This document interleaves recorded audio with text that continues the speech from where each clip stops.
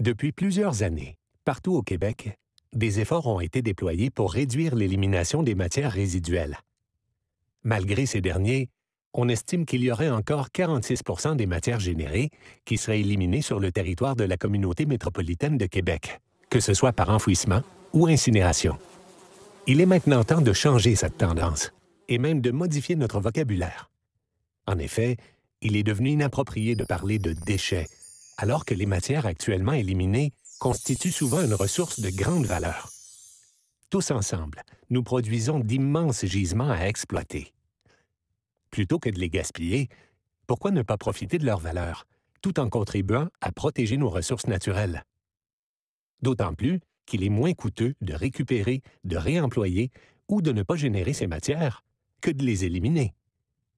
Et sur le plan social, tous en conviendront, cette nouvelle pratique serait sans équivoque plus acceptable de nos jours. Au Québec, la gestion des matières résiduelles fait l'objet d'une politique qui oblige les organisations régionales comme la CMQ à produire des plans de gestion des matières résiduelles conformes aux objectifs gouvernementaux. Le but visé par cette politique est de mettre un terme au gaspillage des ressources et de contribuer à l'atteinte des objectifs du Plan d'action québécois sur les changements climatiques.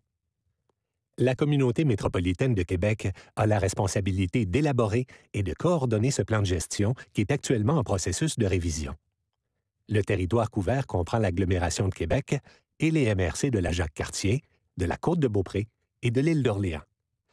En 2013, on estimait la quantité de matière éliminée sur ce territoire à 893 kg par habitant. L'objectif de la CMQ est de réduire cette quantité de 33 pour la faire passer à 602 kg par habitant d'ici 2021. Un objectif ambitieux mais réaliste qui va au-delà de l'objectif du gouvernement qui est de 700 kg par habitant. Pour y parvenir, le projet de plan métropolitain de gestion des matières résiduelles que soumet la CMQ à la consultation publique propose 36 mesures qui tiennent compte des 5 grands enjeux actuels. Le premier enjeu consiste à réduire les quantités de matières éliminées pour tenir compte de la capacité de traitement et de la durée de vie des infrastructures dédiées à l'élimination. Avec l'augmentation de la population et la croissance économique, on estime qu'en 2021, si tous ensemble nous atteignons les objectifs du plan, 422 000 tonnes de matière seront éliminées au lieu des 656 000 tonnes prévisibles sans la mise en œuvre du plan. Si rien n'est fait, cette tendance peut mettre en péril la capacité d'accueil de nos installations d'élimination, comme par exemple le lieu d'enfouissement, dont la durée de vie utile n'est que de 50 ans. Une croissance trop rapide des matières qui y sont acheminées aurait comme conséquence de le remplir très rapidement. Comme il serait difficile d'en trouver un autre à proximité, il faudrait transporter les matières sur de plus longues distances, ce qui entraînerait une augmentation proportionnelle des coûts de transport et des émissions de gaz à effet de serre. C'est pourquoi il est impératif de réduire les quantités éliminées. Comme les matières organiques représentent près de 50 des matières éliminées, le deuxième enjeu pour la région consiste à atteindre les cibles de valorisation pour les résidus alimentaires, les résidus verts et les boues, provenant notamment des usines de traitement des eaux municipales, en mettant en place les infrastructures nécessaires. Troisième enjeu majeur, augmenter le taux de valorisation des matières recyclables, des débris de construction et des résidus domestiques dangereux. Ces derniers ne représentent certes pas de grandes quantités, mais peuvent être très nocifs pour la santé s'ils ne sont pas récupérés ou éliminés convenablement. Les institutions, commerces et industries doivent aussi participer à l'effort collectif. Cependant, plusieurs font souvent face à des contraintes spatiales, logistiques et réglementaires et ont besoin d'accompagnement pour améliorer leurs performances en termes de récupération.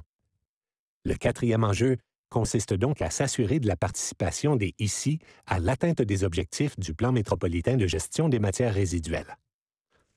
Les moyens à mettre en œuvre pour atteindre ces objectifs ambitieux nécessiteront finalement des investissements additionnels, dont le financement devra être assuré. Un cinquième enjeu important.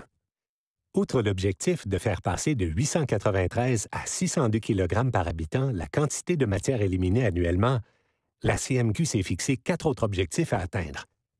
Il consiste à plus que doubler la valorisation des matières organiques pour qu'elle atteigne 62 %, un objectif comparable à celui de la politique québécoise, récupérer 70 % des matières recyclables au lieu des 55 % actuels, récupérer 89 % des résidus et débris de construction, de rénovation ou de démolition, alors que la cible provinciale est de 70 ou 80 si on ne considère que le béton, la brique et l'asphalte, et récupérer 51 des résidus domestiques dangereux et des autres résidus. Pour atteindre ces objectifs, 36 mesures sont proposées. En ce qui concerne la réduction à la source et le réemploi, la CMQ prévoit mettre en place un mécanisme de concertation et d'échange entre les organismes impliqués dans la réduction du gaspillage alimentaire.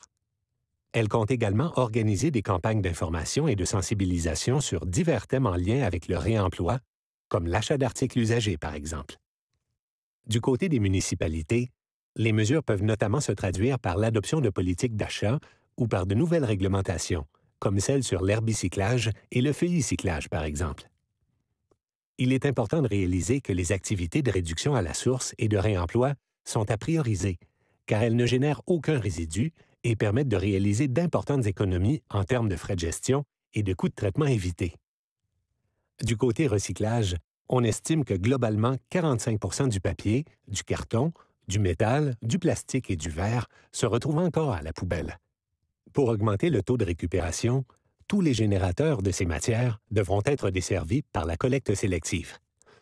Cependant, pour certains commerces et immeubles à logement ou à bureaux, des contraintes d'espace, de roulement et de formation du personnel et de changement de locataire compliquent la tâche. Ces entreprises ont besoin d'accompagnement ou de services personnalisés. La récupération dans les lieux publics doit aussi être améliorée, de même que la récupération du verre. Les instances publiques doivent donner l'exemple et des campagnes de sensibilisation récurrentes auprès de toutes les clientèles concernées doivent être menées.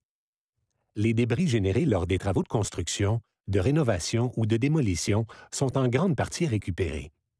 Cependant, lorsqu'ils sont traités, des particules fines provenant souvent du gypse s'accumulent et sont difficiles à valoriser. Les entrepreneurs doivent en être informés pour qu'ils soient incités à trier à la source cette matière, mais aussi pour qu'ils adoptent de meilleures pratiques, y compris celles concernant la déconstruction. 26 des résidus domestiques dangereux sont encore éliminés. Lorsqu'incinérés ou enfouis, la peinture, les ampoules fluocompactes, les piles, les solvants et les produits pharmaceutiques, notamment, peuvent être nocifs pour la santé et l'environnement. Pourtant, des services existent pour les récupérer de façon sécuritaire. Pour ce qui est des encombrants, comme par exemple les meubles ou les électroménagers, très peu sont actuellement récupérés.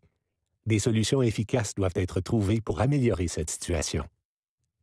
Les matières organiques sont composées de résidus verts ou alimentaires, mais également de boues d'origine municipale ou industrielle. Ces boues représentent près de la moitié des quantités de matières organiques à valoriser. Pour atteindre l'objectif de 62 de valorisation, il est impératif de mettre en place des installations permettant de traiter efficacement l'ensemble de ces matières et de faire en sorte de valoriser les produits qui résulteront de leur traitement. Bien évidemment, la mise en place de ces nouvelles installations ne sera efficace que si tous les acteurs du milieu participent aux efforts de la collectivité.